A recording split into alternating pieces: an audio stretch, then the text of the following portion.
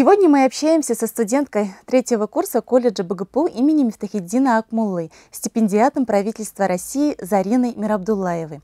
2 марта в Центре знаний Машок состоялось открытие года педагога и наставника, где Зарина приняла участие. Зарина, в своем выступлении ты задала вопрос министру просвещения Сергею Кравцову, где рассказала о том, что привело тебя в педагогическое учебное заведение. Расскажи, пожалуйста, о себе и учебе в колледже. Здравствуйте, мне 18 лет, учусь сейчас в колледже на 3-м курсе на специальности преподавания в начальных классах. Я считаю себя активистом вуза, я активист волонтерского центра, также участвую и в медиа, и состою в студсовете колледжа. Мне очень нравится учеба, я совмещаю как свои дополнительные хобби, так и учебу. Как ты уже сказала, ты являешься руководителем волонтерского центра Акмуллинского университета. Принимаешь активное участие в организации и проведении различных мероприятий, акций, форумов. Скажи, что тебя привело к волонтерской деятельности и что значит быть для тебя волонтером? К волонтерской деятельности я пришла еще в 2019 году. Я в школе получила свою первую волонтерскую книжку, но в школе как таковых возможностей не было. И поступив на первый курс, со 2-го семестра я поняла, что могу принимать какое-то активное участие, и начала принимать участие в внутривузовских мероприятиях как волонтер и в городских, в других вузах и так далее. И затем уже на 2-м курсе я решила попробовать себя копирайтером волонтерского центра, и уже за активное участие, за свои старания я сначала стала заместителем руководителя в мае 2022 года, и затем уже как раз-таки недавно пришли перевыборы, и большинство голосов ушло за меня, поэтому я и стала руководителем. Это меня работа очень мотивирует, я люблю новые знакомства.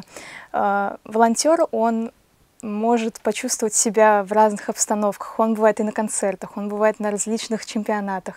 Это дает очень много возможностей, и можно много куда еще съездить. Принять участие в мероприятии федерального значения и задать вопрос министру просвещения, каково это? Какие эмоции у тебя были? Я была очень удивлена, что именно мне выпала честь поехать.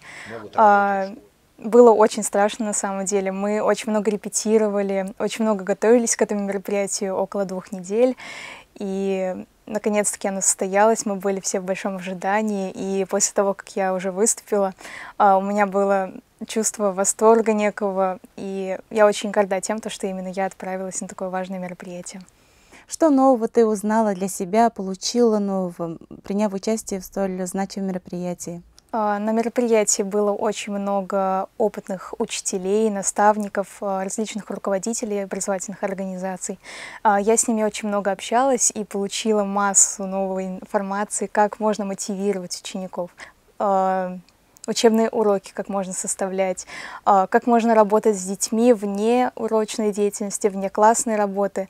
И вообще они дали такие небольшие, так скажем, наверное, свои секреты, поделились, чтобы было в дальнейшей деятельности легче. Также у нас проходили различные вебинары, где мы говорили об имидже наставника, кто сам такой наставник. И в течение года я также собираюсь принимать участие в таких мероприятиях, как обучение. А какие планы у тебя на будущее? Кем ты видишь себя через 10 лет? Через 10 лет? Во-первых, педагогом. Я уже для себя точно решила что, окончив колледж, я поступлю в вуз и, скорее всего, поступлю на коррекционного педагога. И затем буду работать педагогом, скорее всего, как раз-таки с детьми, как с ОВЗ, с ЗПР, с девиантным поведением. Для меня эта сфера очень интересна, я ею углубляюсь, изучаю дополнительно, и мне очень нравится. Как ты совмещаешь учебу, общественные нагрузки и личную жизнь? У меня довольно-таки часто спрашивают эти вопросы. Довольно-таки просто, мне просто это очень нравится, и поэтому для каждого дела всегда можно найти свободное время. Я, конечно же, предпочтение отдаю учебе. Это самая важная часть для моей жизни. Далее общественная деятельность. Она, бывает, даже и внезапно появляется, но, в принципе, иногда учителя не против того, чтобы я ушла куда-нибудь с пары и так далее. Личную жизнь, думаю, здесь я отдаю больше себя саморазвитию, И хожу вот на различные хобби, как танцы, фотографирую, и в этом я себя и вижу, как личная жизнь. Год педагога и наставника направлен на развитие престижа профессии учителя. Вот скажи, кто для тебя наставник? Для меня наставником, наверное, является мой первый учитель. Это Васильева Светлана Петровна. Она меня вдохновила как раз на то, чтобы я поступила именно на педагога начальных классов.